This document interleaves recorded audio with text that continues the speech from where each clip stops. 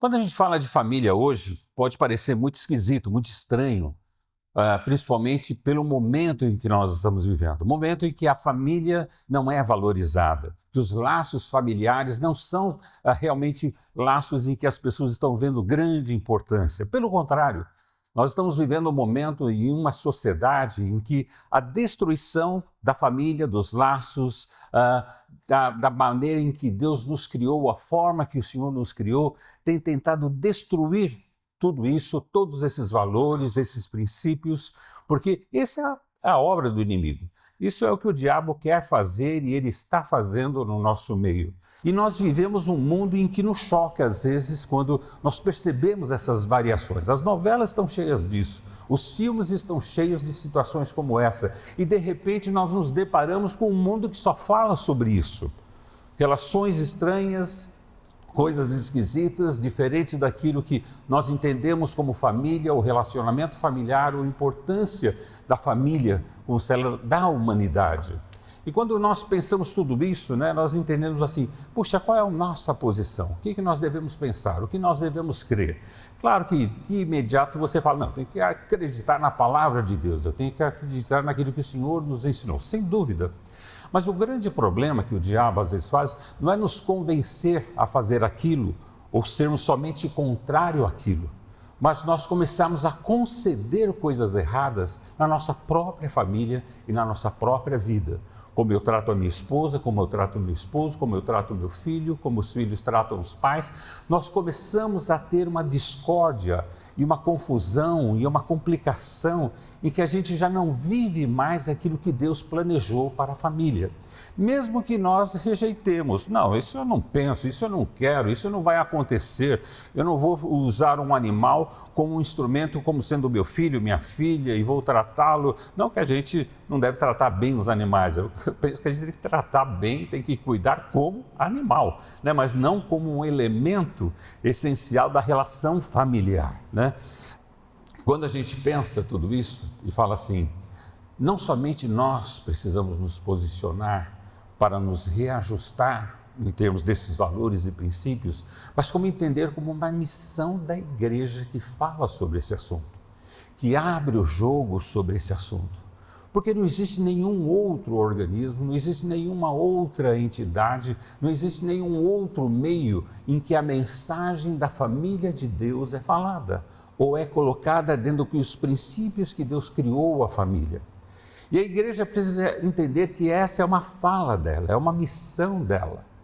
Tem que ser um propósito dela trabalhar com a família, trabalhar com os valores familiares do homem, da mulher, dos filhos, dos pais, para que nós possamos não somente nos fortalecermos, estarmos dentro do propósito daquilo que Deus tem para nós, mas entendemos que outras pessoas precisam conhecer as boas novas para suas famílias, através da mensagem de Jesus Cristo, através daquilo que Deus quer fazer na vida de cada um deles. Então, essa tem que ser uma mensagem evangelística para as famílias, uma mensagem de resgatar a família que está se perdendo.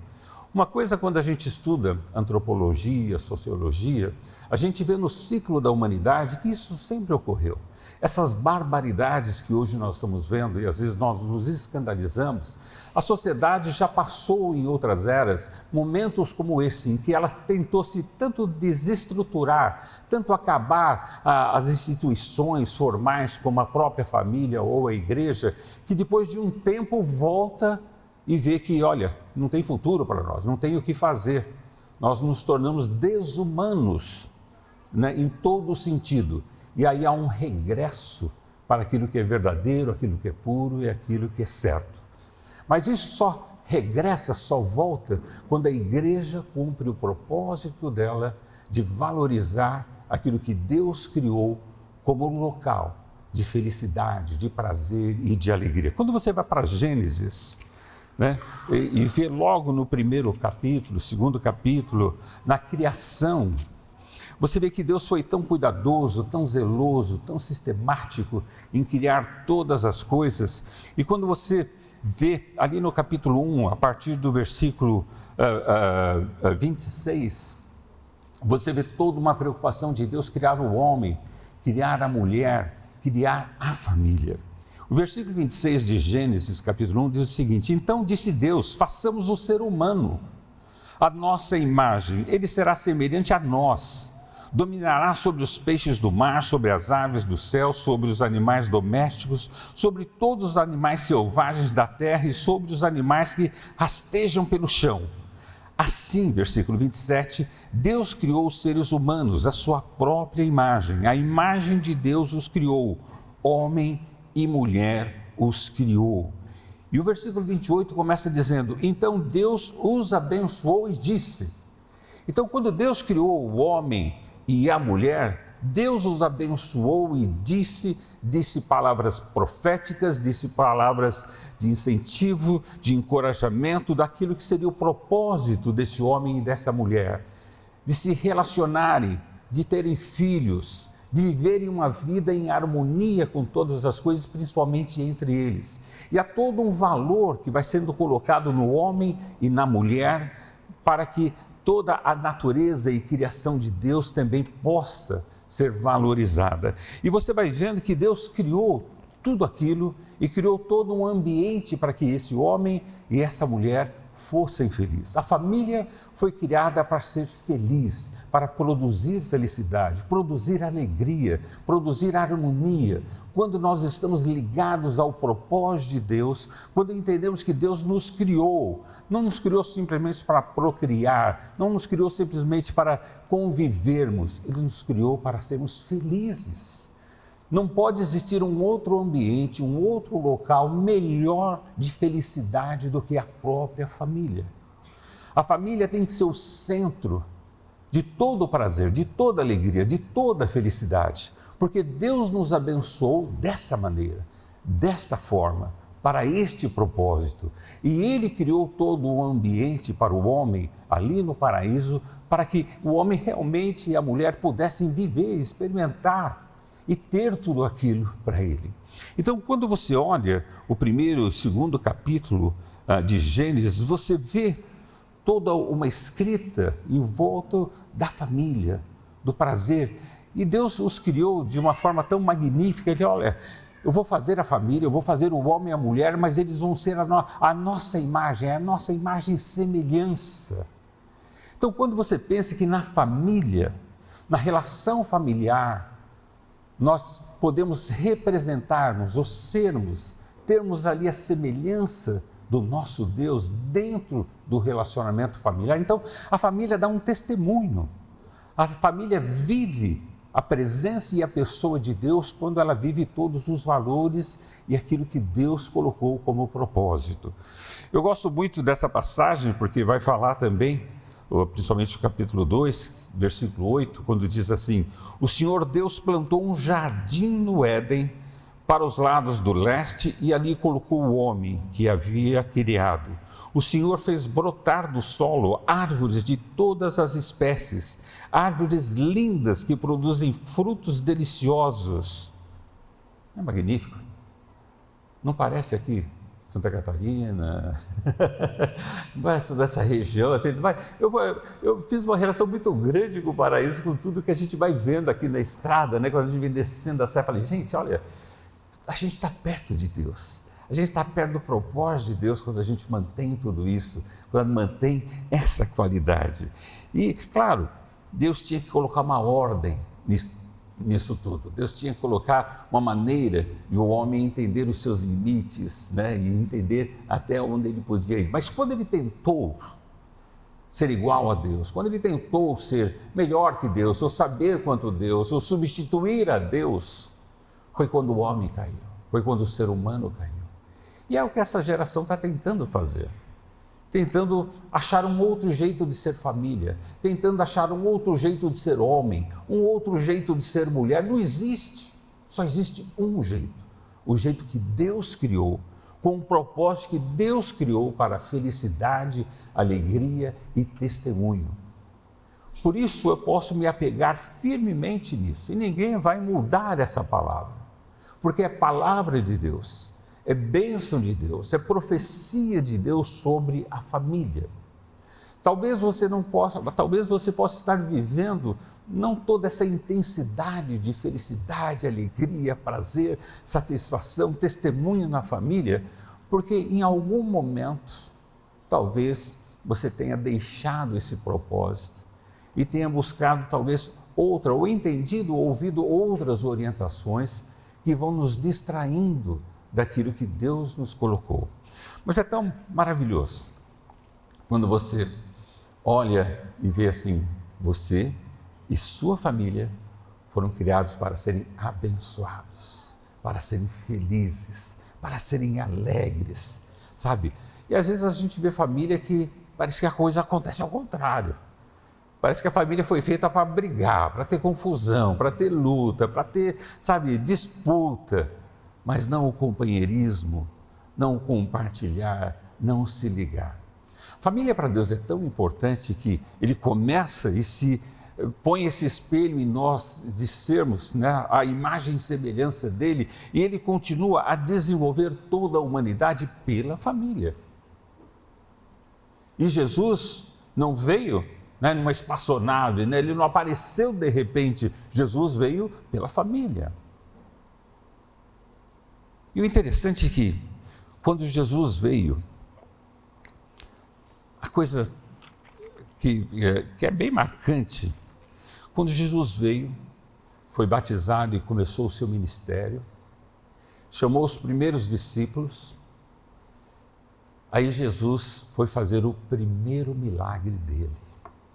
O primeiro milagre queria dar testemunho dele, de quem ele era, do que ele veio fazer, do que ele podia fazer. E sabe onde esse milagre aconteceu? Esse primeiro milagre, esse milagre que Deus quis mostrar, olha, eu sou Deus, eu posso fazer o sobrenatural. Isso foi colocado num casamento. E eu convido você a abrir a sua Bíblia em João, capítulo 2. Você vai ver o primeiro milagre de Jesus que acontece numa cerimônia de casamento. Por que a cerimônia de casamento? De novo, porque para Deus a família é importante. Para Deus, Ele quer que você saia hoje daqui entendendo, eu preciso investir na minha família, nas minhas relações com meu pai, com a minha mãe, com a minha sogra, com todos ali, porque é assim que Deus vai promover a felicidade e a alegria que eu quero. Às vezes a gente acha que a nossa realização, nosso prazer, a nossa satisfação vai ser em comprar um carro, uma casa, ou fazer parte de um clube, ou ser um profissional assim ou assado. Olha, a gente conhece muita gente importante, muitos políticos, muita gente rica. Eu digo para vocês, eles não são felizes, eles não são alegres. A vida deles é um desastre, porque a família é deixada. Agora a gente conhece muita gente simples, humilde, que vive numa condição talvez de não ter muitas coisas que você tem, mas é uma família feliz, é um pessoal alegre, é um pessoal satisfeito, que vive uma dinâmica de crescimento em todos os aspectos da vida, porque valoriza aquilo que Deus tem. Mas o importante agora é você olhar assim que até Jesus veio por uma família, até Jesus fez o primeiro milagre num casamento. Se você abrir a sua Bíblia em João capítulo 2, a partir do versículo 1, você vai ver que depois de 3 dias que ele havia arrebatado os seus discípulos, os primeiros discípulos, né? Ele podia ter feito o milagre talvez ali no templo, ele poderia ter feito o milagre talvez ali na grande catedral, ele poderia ter feito o milagre ali no Monte das Oliveiras, não. Ele foi fazer o primeiro milagre numa cerimônia de casamento. Diz assim, 3 dias depois, versículo 1 do capítulo 2 de João, houve uma festa de casamento no povoado de Caná da Galileia. A mãe de Jesus estava ali e Jesus e seus discípulos também foram convidados. Também foram o quê? Jesus e seus discípulos foram convidados. Nós temos que convidar Jesus. Convidar Jesus para fazer parte da nossa família, da nossa relação truncada com os nossos filhos, com a nossa esposa, com o nosso esposo. Jesus tem que ser chamado para dentro da família. Jesus foi convidado para a celebração. Durante a festa, o vinho acabou e a mãe de Jesus lhe disse: eles não têm mais vinho. E Jesus explica para a mulher: isso não me diz respeito, né? Isso tem a respeito com o dono da festa, com o pessoal, né? Não. E Jesus respondeu: minha hora ainda não chegou. Sua mãe, porém, disse aos empregados: façam tudo o que ele mandar. Havia ali perto 6 potes de pedra usados na purificação cerimonial judaica. Cada um tinha capacidade de entre 80 e 120 litros. Então, 6 potes de pedra que eram usados para a água de purificação. Cabiam mais ou menos 80 a 120 litros cada um. Jesus disse aos empregados: encham os potes com água. Quando os potes estavam cheios, disse: agora tirem um pouco e levem ao mestre de cerimônias. Os empregados seguiram suas instruções. O mestre de cerimônia provou a água transformada em vinho, sem conhecer a sua procedência, embora os empregados obviamente soubessem. Então, chamou o noivo. O anfitrião sempre serve o melhor vinho primeiro, disse ele. Depois, quando todos já beberam bastante, serve o vinho menor, de menor qualidade. Mas você guardou o melhor vinho até agora. Versículo 11. Esse sinal em Caná da Galileia foi o primeiro milagre que Jesus fez. Com isso, ele manifestou sua glória e seus discípulos creram nele. Não é maravilhoso? Eu acho tremendo, né? Você tem que imaginar Jesus não um senhor como eu. Ele era um jovem, ele tinha uns 30 anos. Um menino ainda, não é para a gente, né? Mas, de repente, isso acontece. Bom, sua preocupação agora, então, posso tomar vinho ou não posso tomar vinho, pastor? Né? Vai ser liberado, tal, na família, o vinho ou não, né? Eu lembro que eu estava fazendo uma cerimônia de celebração de casamento de um casal. Estavam comemorando 25, 30 anos de casados, né? E eles trouxeram toda a família. E tinham pessoas que não eram cristãs, não eram ligadas a igreja nenhuma. E ali, na cerimônia, eles pediram para que eu desse uma palavra, né, para a família, para todos eles. E aí eu trouxe esse texto, estava pregando para eles ali, né? E aí eu trouxe esse texto, né, dizendo a importância, né, de Jesus ser convidado ali para a família, e falei a experiência da água transformada em vinho. Só que tinha alguns cavalheiros ali como padrinhos que não eram cristãos, que já tinham ultrapassado a linha, né, do bom senso em termos do álcool, né? Já tinham tomado algumas coisas, porque a festa era uma festa muito ampla e tinha algumas bebidas que, né, eles estavam ali usufruindo de uma forma muito errada, né? E um dos senhores ali estava meio alterado como padrinho, e aí ele olhou para mim, né, e falou assim: então, pastor, então vai ter vinho, então hoje vai ser liberado o vinho, tal, aquela coisa toda, né? Eu falei: não, pelo contrário, né, tudo que está de vinho aqui, essa bebida, Jesus vai fazer o contrário, vai transformar em água. Né? Então, a gente tentou contornar aquela situação constrangedora para o casal, para a família, né? E colocando para ele, né, que todo aquele álcool, aquelas bebidas iriam ser feitas ao oposto do que Jesus fez, né? Iam ser transformadas em água. Uma coisa interessante, você pode perguntar: por que Jesus fez esse milagre pelo milagre?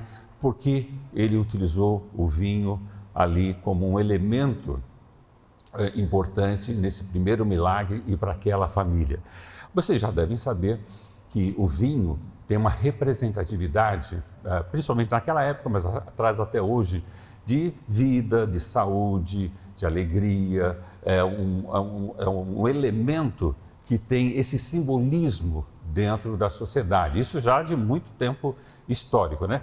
Lógico que isso foi mudando, a sociedade muda, os casais mudam, né? Por exemplo, meu filho, quando casou, para ele o problema não era o vinho, ele queria trazer toda a igreja, ele era pastor de jovens, né? Ele queria trazer toda a igreja para fazer a festa, né? Fazer a celebração com ele. Não, pai, estou feliz, vamos trazer toda a igreja inteira. Então, para ele, a igreja era o simbolismo da felicidade, ter todo mundo ali, né? Você imagina como o pai aqui sofreu, né, para pagar aquela conta de festa de celebração para o filho. Então passou, né? Então tá jóia, né? Os irmãos da igreja, todo mundo feliz, festejando lá com ele. Ele feliz também, né, de ter levado todo o pessoal ali, né? Mas a conta sobrou para mim, não teve jeito, né? Bom, nós temos uma segunda filha. Ela trabalhava com eventos, ela trabalhava com essa área da TAM, dessas empresas, né? E se mexia muito com essa área de eventos mesmo, né? De promover essas coisas todas. Então, para ela, o que representava o vinho era fazer uma festa bonita. Como chama aqueles bolinhos? Casadinhos, né? Não sei se aqui tem, né? Aqueles bolinhos que eles servem depois da festa, da cerimônia, o pessoal vai embora com o cafezinho, serve um bolinho embrulhadinho, que é o casadinho, né? Então, para ela, o importante era o casadinho, a lembrança do casadinho, a festa, aquela coisa toda, né?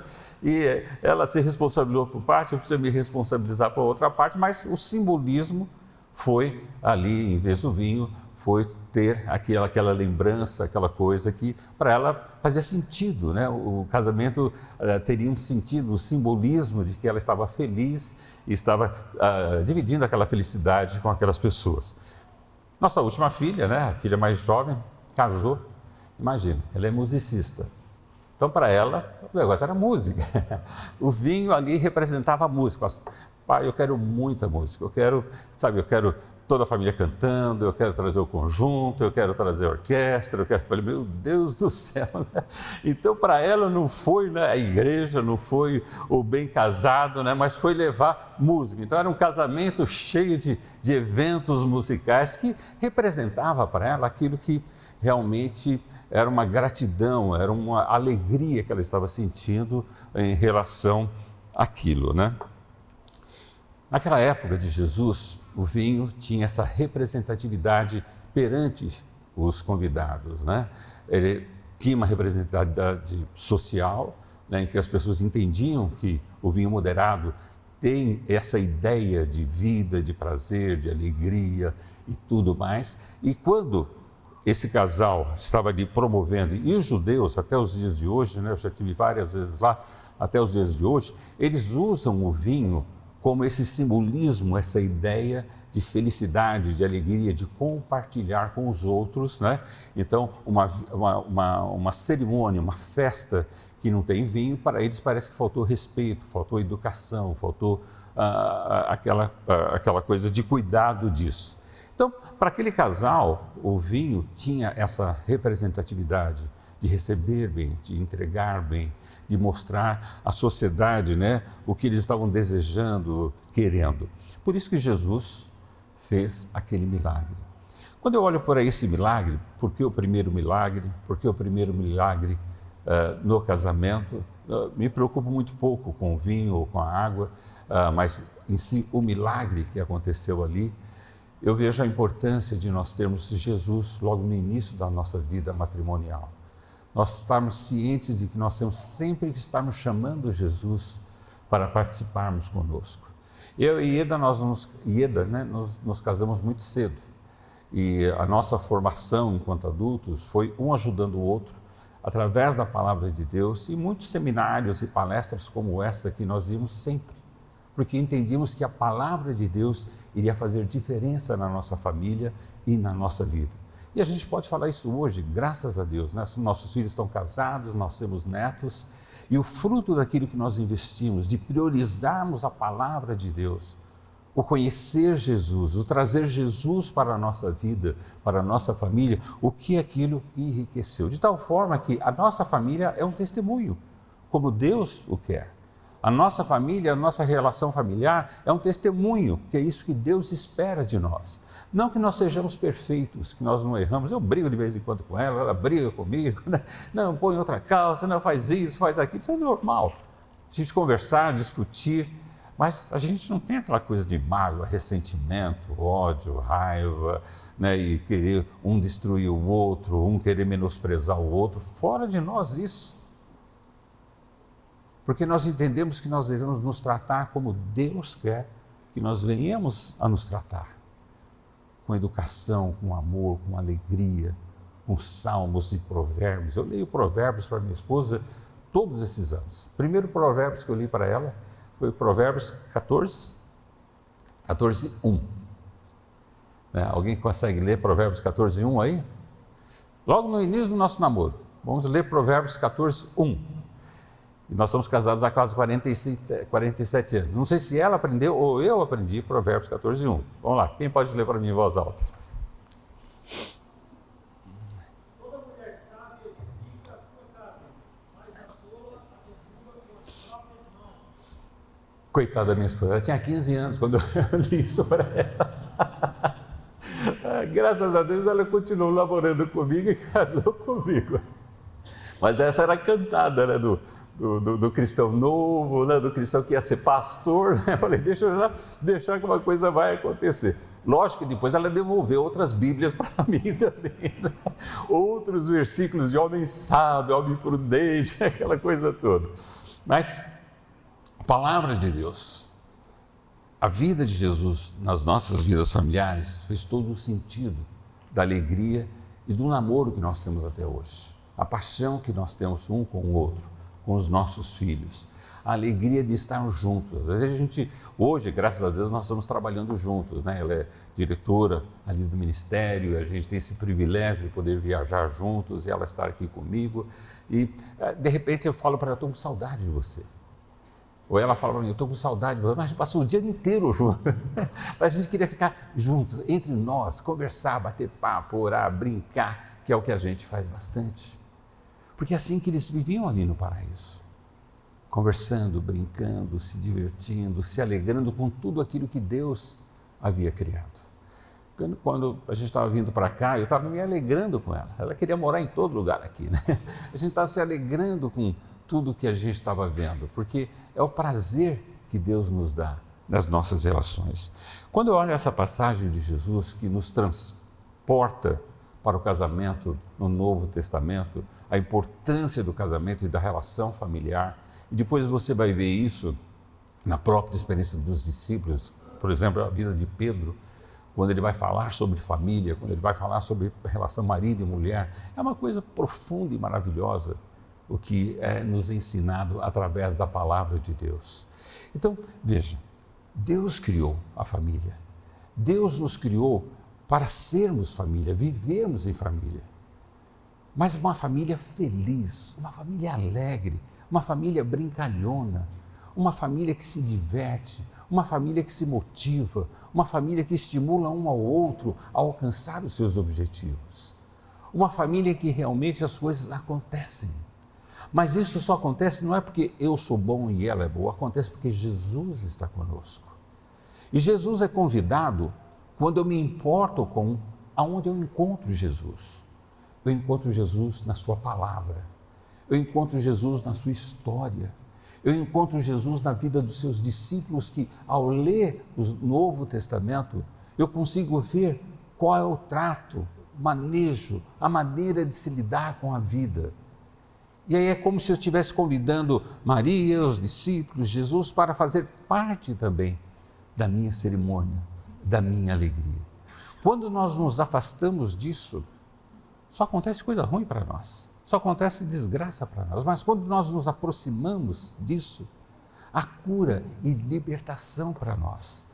Há uma maneira de nós vivermos que nós vamos descobrindo que é infinita a alegria e o prazer que Deus pode nos trazer ao viver. Só que precisa de uma atitude corajosa. Hoje você falar com a sua esposa, ou com o seu esposo, ou com seus filhos, ou com seus pais, de que vocês querem viver uma vida familiar em que Jesus é o centro, em que a palavra de Deus é o centro, é quase constrangedor. Mas falar aqui do nosso time de futebol, falar sobre uma novela ou sobre um filme, a gente fala com uma maior facilidade, mas quando a gente trata da palavra de Deus, de trazer a palavra de Deus à nossa existência, à nossa experiência, é uma coisa que às vezes nós resistimos um pouco, mas nós precisamos quebrar essa barreira e lermos e entendemos aquilo que Deus tem para nós. Hoje nós estávamos almoçando com o pastor José, né? Peço permissão dele para fazer fofoca, né? Ali, uma delícia, né? O almoço que a nossa irmã fez lá para nós, né? Tudo muito gostoso, especial. Mas depois do almoço, né? A Esther, né, que é a filhinha dele, fez a questão de buscar o livrinho de devocional e depois o pastor fez a devocional conosco. Coisa linda, gente. Coisa linda. Jesus está ali. Quando você busca, você encontra, você acha. E quando você acha, Ele promove essas coisas maravilhosas na sua vida. Eu não sei como é a sua esposa, não sei como é seu esposo, não sei como são seus filhos, como são seus pais, mas Deus transforma. Deus transforma, não é que Ele muda, Ele transforma, faz de novo. Vocês podem não acreditar, mas eu sempre fui uma pessoa muito séria, muito brava, muito nervosa, muito trabalhadora, né? Muito assim, né? Na minha juventude, na minha fase adulta inicial. E a felicidade era promovida aos outros, mas nunca para mim, ou para a minha vida, ou para a minha vida familiar. E foi quando Deus me despertou, quando Deus me acordou, de que a felicidade não é para os outros somente, mas era para nós, para mim e para a minha família. E hoje, graças a Deus, nós vivemos essa felicidade, essa alegria. A gente brinca, a gente faz bastante coisa, eu assusto a Ieda, corro atrás da Ieda, a gente faz uma bagunça gostosa lá em casa, agora só estão nós dois, né? Então, mas semana passada, depois de muitos anos, a gente conseguiu colocar os 3 filhos juntos, né? Eles moram em países diferentes, né? E nós conseguimos, porque eu tinha um compromisso ali num outro local, nós conseguimos trazê-los para esse compromisso. E aí nós, depois de muitos anos, conseguimos ter os 3 filhos ali. Foi maravilhoso, né? Tudo já com 40, 38, né? Com filho. Mas eles não levaram as crianças, só foram os 3, né? Para ficar conosco, que era uma data de comemoração. Mas os 3 se comportaram como criança. Ah, pai, eu quero isso. Ah, eu vou fazer aquilo. Assim, porque é um momento de família, é um momento gostoso. E a gente brincava, né? Eles brincavam comigo, porque eu era barbeiro no trânsito e faziam aquela farra, eu brigava com eles pediam para eu comprar coisa. Eu falei, mano, vocês não estão pagando para mim, eu estou pagando para vocês e tal. Mas assim, uma coisa muito gostosa, né? Que a gente viveu essa semana passada, de poder ter a família juntos e depois de muitos anos, todos eles no mesmo local, né? E a gente poder se divertir de novo. Porque a família é um local de diversão. É o melhor local de prazer e felicidade. E é isso que Jesus promove quando Ele é convidado. Quando você traz Jesus para dentro, quando você realmente fala para o Senhor Jesus, olha, eu convido você, convido Maria, convido discípulos, né? Eu vou, através daquilo que o Senhor tem na sua palavra, naquilo que o Senhor traz na palavra de Deus, eu quero que o Senhor faça parte da minha vida e da minha existência. Você que é casal novo, você que está quase querendo casar, ou querendo casar, ou vai casar, você que está nessa perspectiva, olha, não mira só para a vida dos seus pais, ou para as vidas, às vezes, de algumas pessoas que você não concorda com as relações. Mira que aquilo que Deus tem para você, olhe para aquilo que Deus tem, promete, fez uma profecia, coloca para você à sua disposição, para você buscar juntos isso e construir a sua vida nesse sentido. Você que é casal jovem, é muito bom porque vocês estão crescendo juntos, vocês estão se desenvolvendo juntos e não há constrangimento de um aprender com o outro, né? Há essa busca, há esse convite de Jesus para fazer parte da sua vida, do seu casamento, do seu lar e da sua felicidade. Isso transformou a minha vida, transformou a vida da minha família e tem transformado a vida de muitas pessoas que têm buscado levar Jesus a sério, buscado conhecer aquilo que Jesus tem para nós e saber como Jesus se importou com o casamento, como os discípulos se importaram com as relações, como Deus valorizou desde o início, criando homem e mulher e constituindo família para que nós pudéssemos viver. A família não foi constituída pela sociedade. O casamento entre homem e mulher não foi constituído pela sociedade, isso foi dado por Deus, feito por Deus para a nossa felicidade. Às vezes a gente acha que o cristianismo é um cristianismo para se entristecer, para carregar um peso. Não, Jesus já se entristeceu e já carregou o peso para nós. Nós vivemos a graça do Senhor Jesus. Nós vivemos a libertação do Senhor Jesus. Nós vivemos a vida que Jesus quer nos dar. E a família é onde tudo acontece. A família, na relação familiar, é onde nós plantamos essas coisas. É onde o nosso jardim do Éden se estabiliza ali. E se torna mais lindo, e é possível, do que toda a paisagem que nós temos aqui ao nosso redor, em Santa Catarina. Porque é uma relação com o outro, com tudo aquilo que Deus criou e com o propósito que Deus nos criou. Fique firme naquilo que Deus tem para você. Fique firme e não se envergonhe daquilo que é certo e é correto para a sua família e para a sua vida. Aprenda isso na palavra de Deus, na comunhão com o Senhor, do Espírito Santo na sua vida que vai fazendo e promovendo tudo isso em você. E eu tenho certeza que você terá uma família vitoriosa e você será uma pessoa vitoriosa em todas as coisas. Nós já vimos famílias de todos os tipos e famílias que se propuseram a viver essa vida e a gente viu famílias resgatadas, filhos resgatados, esposa, relacionamento, marido e mulher, e a gente vê que ali é um milagre. É uma água transformada em vinho e milagre só Jesus pode fazer. Isso Jesus só pode fazer quando nós o convidamos a participar da nossa vida. Mas às vezes você pode estar falando assim, mas pastor, eu já estou casado há um tempinho, né? E a nossa coisa aqui está bem ruim já há muito tempo e parece que não tem conserto. Parece que a coisa não vai deslanchar. Parece que a coisa teria que começar tudo de novo, teria que voltar lá para trás. Eu não vejo como isso pode se reverter com os meus filhos, com a minha esposa, com o meu esposo. Talvez a sua situação seja essa de desespero de não ver como tudo isso pode ser transformado. Vamos fechar os nossos olhos e vamos orar. Você conhece a sua família, você conhece seu marido, seu esposo, seus filhos, os seus pais. E talvez você gostaria de ter uma família assim, ou ser uma família assim. E hoje você está entendendo que o mais importante é saber que Deus quer isso também. Por isso Ele nos criou a sua imagem e semelhança e criou a família. E que isso é tão importante para Deus que Ele enviou Jesus para nos ajudar nisso. E o primeiro milagre de Jesus foi na família.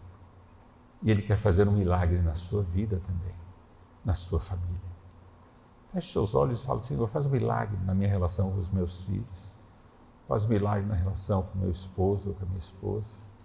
Senhor, faz um milagre porque só o Senhor. Eu convido o Senhor. Eu convido a sua palavra para que venha até a minha vida e faça essa transformação.